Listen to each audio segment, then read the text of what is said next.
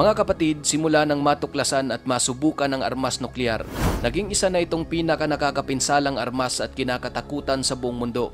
Sa pamamagitan ng isang nuclear weapon, maaring mabura ang isang bansa dahil sa lupit ng pinsalang dulot nito. At kung hindi man, hindi na ito mapapakinabangan ng sangkatauhan dahil sa tindi ng radiation. Ang mga nuclear weapon ang nagsisilbing alas ng bawat bansang mayroon ito at unang nasubukan ang bangis ng armas na ito nang gamitin ito ng mga Amerikano sa bansang Japan noong ikalawang digmaang pandaigdig na nagresulta ng kanilang pagkapanalo.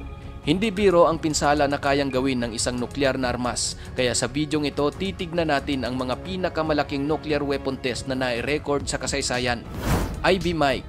Noong November 1, 1952, sinubukang i-detonate o pasabugin ng mga Amerikanong siyentipiko ang unang hydrogen bomb sa Marshall Island na mayroong explosive power na mahigit 10 milyong tonelada ng TNT. Ang pagsabog ng bombang ito ay 700 times kung ikukumpara sa Little Boy, ang bombang pinasabog ng US sa Hiroshima noong 1945. Ang Ivy Mike ay mayroong sukat na 6 na metrong taas at 2 metrong lapad. Napakabigat ng timbang ng bombang ito, umaabot ito ng 82 tonelada, kaya sinasabing mahirap itong i-transport o dalhin sa isang lugar at ang paggawa nito ay itinuturing na isa lamang eksperimento. Nang pinasabog ito sa Marshall Island, sa layong 50 kilometro sakay ng isang bangka, kitang-kita ng mga siyentipiko ang namuong higanting ulap na umangat sa taas na 56,000 talampakan sa loob lamang ng 90 seconds. At pagkalipas ng ilang minuto, umabot pa ito hanggang sa 108,000 talampakang taas na mayroon namang 100 metrong lapad at naramdaman din nila ang irradiated coral debris na umuulan sa kanila.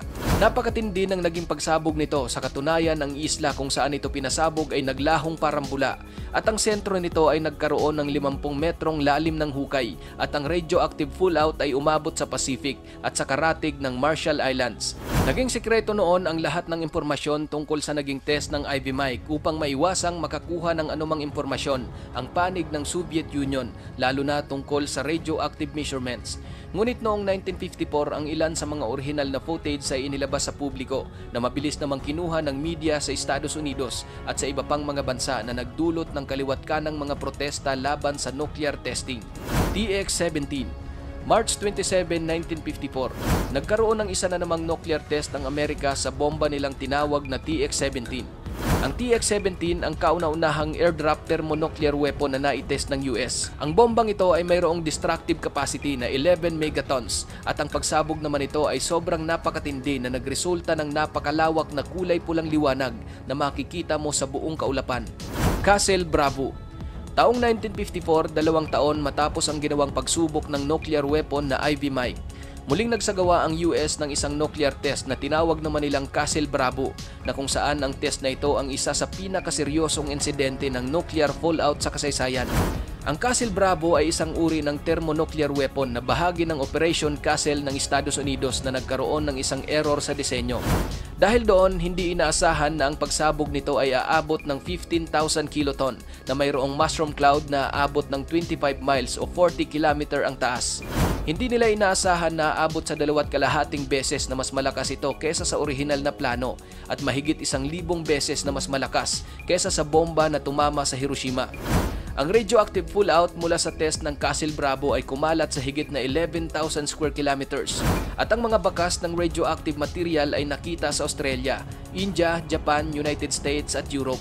Sa nuclear test na ito ng Amerika ay nakontamina ng radioactive ang isang barkong pangisda ng Japan na may pangalang Lucky Dragon at ang 23 na mga mangingisdang sakay nito ay dumanas ng radiation poisoning at isang tripulante ang namatay pagkalipas ng ilang sandali.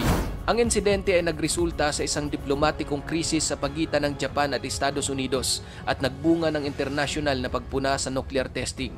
At ilang linggo pagkatapos ng test, nanawagan ang Prime Minister ng India ng isang kasunduan sa pagtigil sa mga nuclear test. Castle Yankee. Sa parehong taong sinubukan ng Estados Unidos ang Castle Bravo, nagpakawala naman sila ng kanilang ikalimang nuclear test na mayroong codename na Castle Yankee.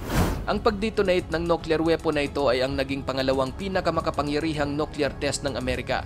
Nagkaroon ito ng 13,500 kilotons na lakas na mas mataas kesa sa inaasahan nilang 10,000 kilotons. Sa loob ng 4 na araw pagkatapos ng pagsabog ng Castle Yankee, ang fallout nito ay umabot sa Mexico City, humigit kumulang 7,100 milya o 11,400 kilometer ang layo. Operation Hardtack. Ang Operation Hardtack ay isang serye ng 35 nuclear test na isinagawa ng Estados Unidos mula April 28 hanggang August 18 noong 1958 sa Pacific Proving Grounds.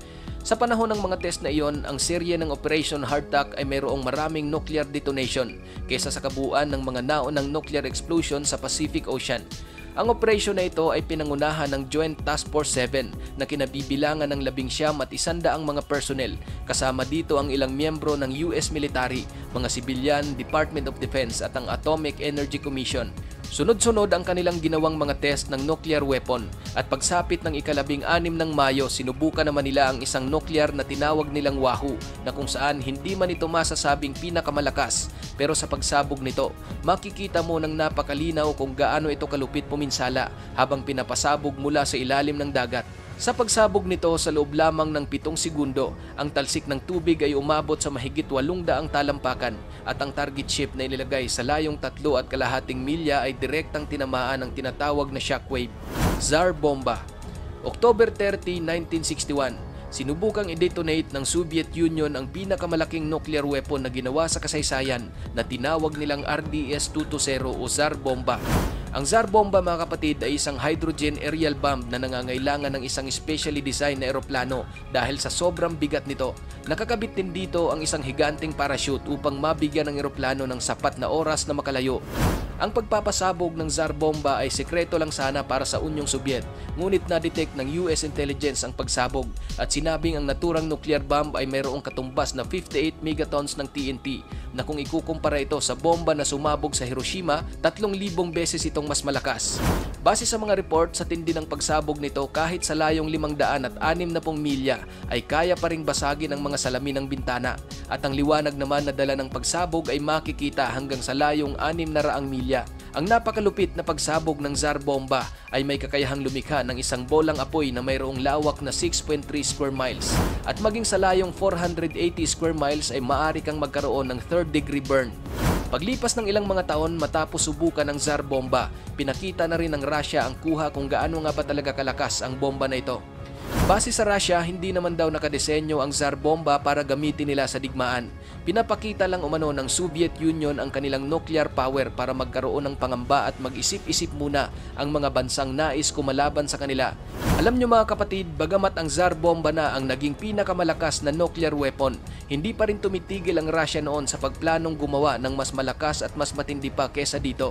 Gusto pa sana nilang gumawa ng isang nuclear na mayroong lakas na katumbas ng 100 megatons ng TNT. Ngunit ang naging problema ay ang kanilang delivery aircraft na kahit gaano pa man ito kabilis, hindi daw ito makakataka sa pagsabog kaya ang naturang plano ay hindi na natuloy. Ikaw kapatid, ano ang opinion mo sa bidyong ito? Kailangan nga ba talaga ng isang nuclear weapon sa panahon ng digmaan o isa lamang pagiging duwag at pagmamalabis ang paggawa ng ganitong klaseng mga armas?